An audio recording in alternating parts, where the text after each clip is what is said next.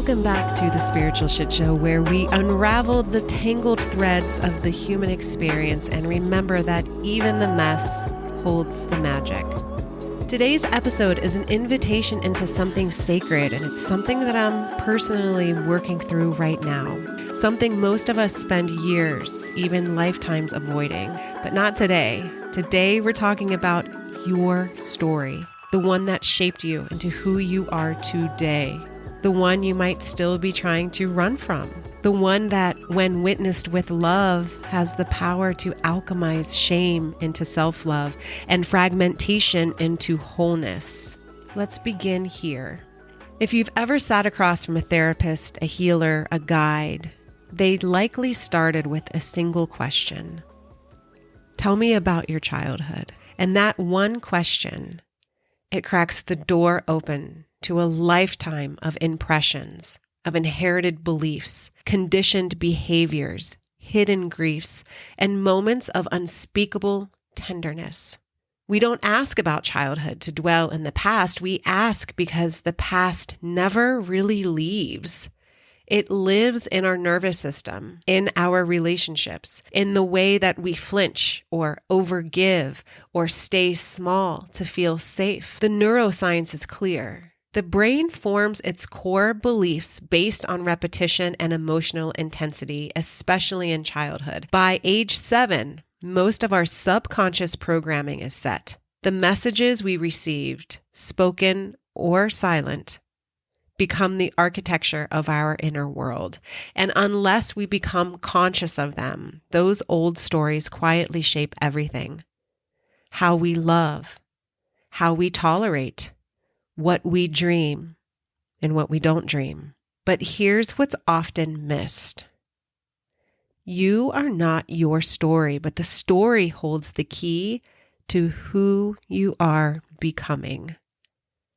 And I'll say that again because I need to hear that for myself. Like I said, I am doing this work for myself currently. You are not your story, but your story holds the key to who you are becoming. And that's where the shame comes in. Shame says, don't look there. Shame says, it wasn't that bad. Or worse, it was that bad and you're still not over it. Shame silences us. It fractures us from the truth of our experience, but shame can't survive the light of awareness. Shame can't survive the light of awareness. It dissolves when met with curiosity, compassion, and presence. So what if you sat with your story, not to fix it, but to witness it? To turn it gently in your hands and say, look what I survived. Look how I adapted. Look at who I had to become to make it here. And this is the power of reframing. Reframing isn't spiritual bypassing. It's not slapping gratitude onto trauma. It's the sacred act of reclaiming. It's saying, maybe the moment I thought broke me actually revealed my strength. It's realizing the girl who stopped speaking up was actually protecting her voice. And the boy who shut down was practicing spiritual insulation. And the teenager who lashed out was fighting to feel real in a world that didn't see her. And when you start to view your life through this lens of tenderness and truth, something shifts. You don't just heal, you remember. You regather the parts of yourself that got lost in the survival or the trauma. And then you offer them a seat at the table of your becoming. This work is not just for you. It ripples outward, downward, in all ways. Because unhealed stories, unfortunately, just don't stay quiet. They get passed down. I see it in my friends, in their parenting, in their inherited wounds dressed up as expectations, silence, or that's just how I am, or that's just how they are. I can see it when the work of healing isn't done, and you can see it in They're kids of how they feel about themselves. We don't mean to pass it on, but we do. And we're not going to be perfect in who we are, but I do so much of my work because I want to pass the least amount on to my daughter, because unless we choose to pause the pattern will continue. And that, my love, is the soul of this work. It is not to relive the past, but to break its unconscious hold. If you're ready to begin, or in my case, begin again, here are 5 invitations to start reconnecting with your story. Number 1 is let your memory speak. Set a timer for 5 minutes and write. No filter, no editing. Let the story come through. Number 2 is get curious about your beliefs. What do you believe about being worthy, lovable, safe? And whose voice is that? Number 3, trace the pattern. Notice the loops in your life, repeated relationships, self-sabotage, roles you play. These are all portals towards awareness. Number 4 is reparent your inner child. Connect with this version of you and let them guide you. And or ask them, what do you need? What did you need? And how can I offer that to you now? And then the 5th one is allow someone to witness you, a friend, a therapist, a guide. Our stories heal faster when they are witnessed and held with love. And if this feels okay, I'd love to guide you through a short grounding practice. It's just a simple way to begin practicing how to land in your body, to generate safety so that you can begin this process. So if you're not driving, obviously, just close down the eyes.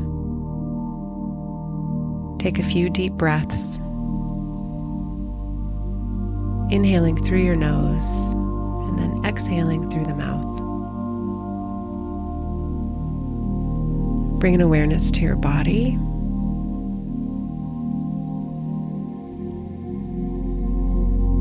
Allowing an invitation of surrender. I allow myself to surrender to the weight of my body.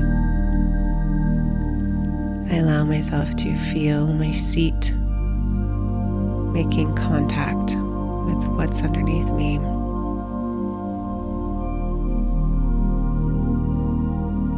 I allow myself to feel the gravitational pull towards earth.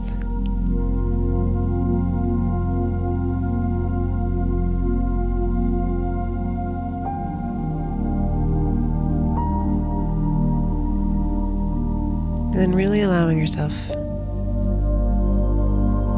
to be supported and anchored through gravity.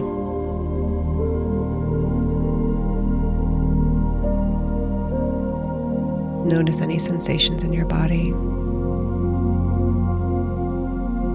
and anchoring deeper into wisdom, into truth, into safety.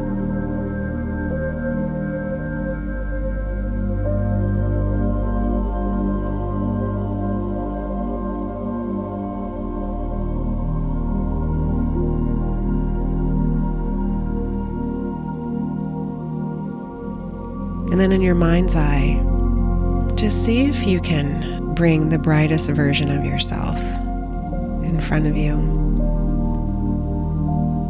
And so you're sitting there noticing the reflection of you.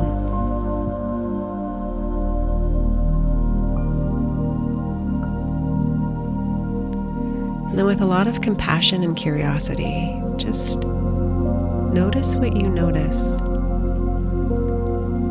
Who sits before you?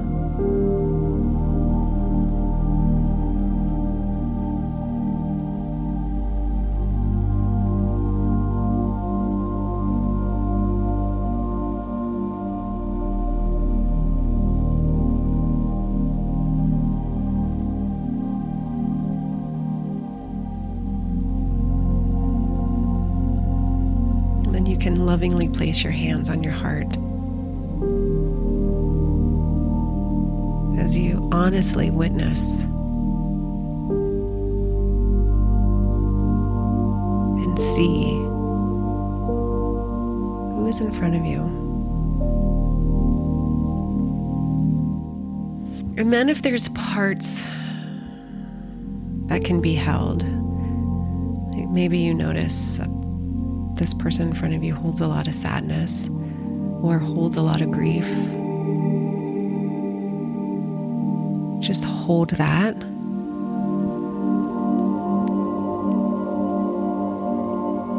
And then you can ask if just for a moment, can we remove the sadness, and can we remove the grief, or can we remove the fear? And if this version of you says yes, then just remove it. Just safely just put it on the table or on the altar.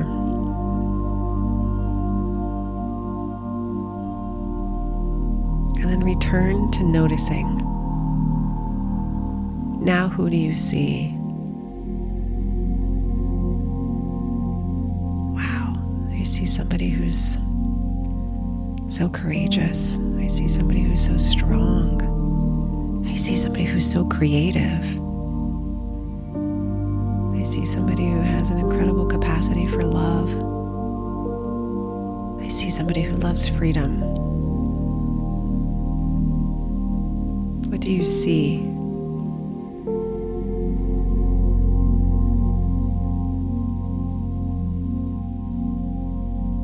And as you continue to witness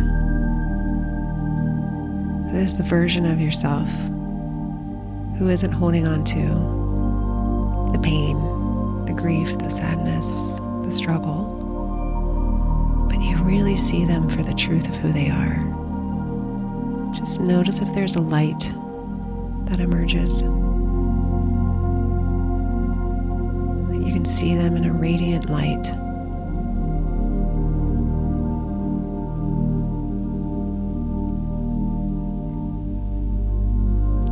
And as this version of you continues to lighten up, notice how their face looks.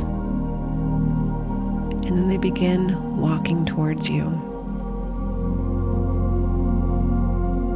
And you feel the power of their light body, the heat of who they are, the heat of love, radiance, truth. You feel it on your skin as they get closer and closer. You feel that light and truth and wisdom begin to merge into your being.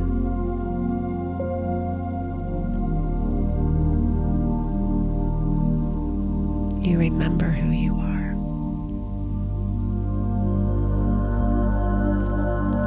And then bring an awareness now to the sensation of the body as you are filled with the light, truth, and unconditional love of who you are.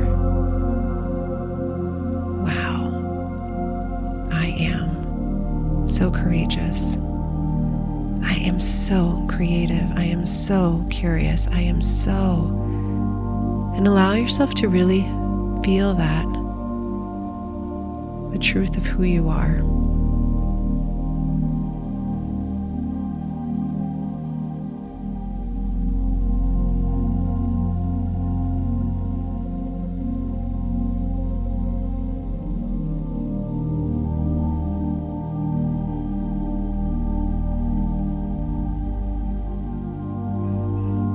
And maintaining this state of conscious awareness, noticing if there's a color or a tone or a frequency that you can feel in the body.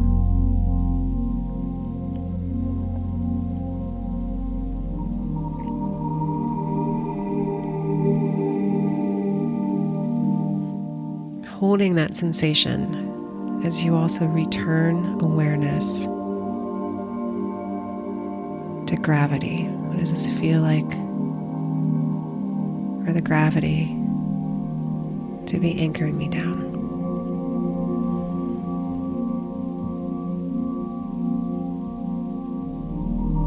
allowing loving awareness to be brought back into the space.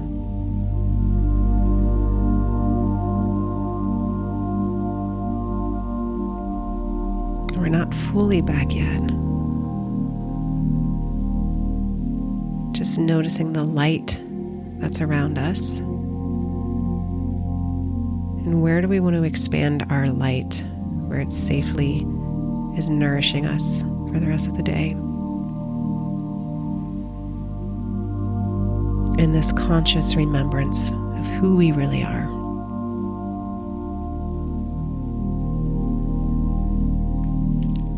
And then as you consciously choose to establish that frequency, that energy bubble,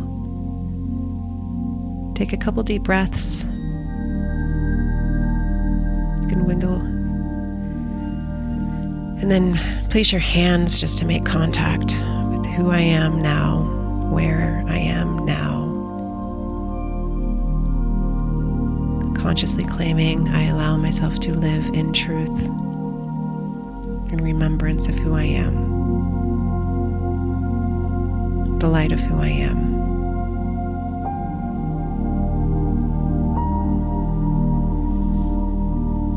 And then take a couple deep breaths. And I will leave you here. Till next time, all my love.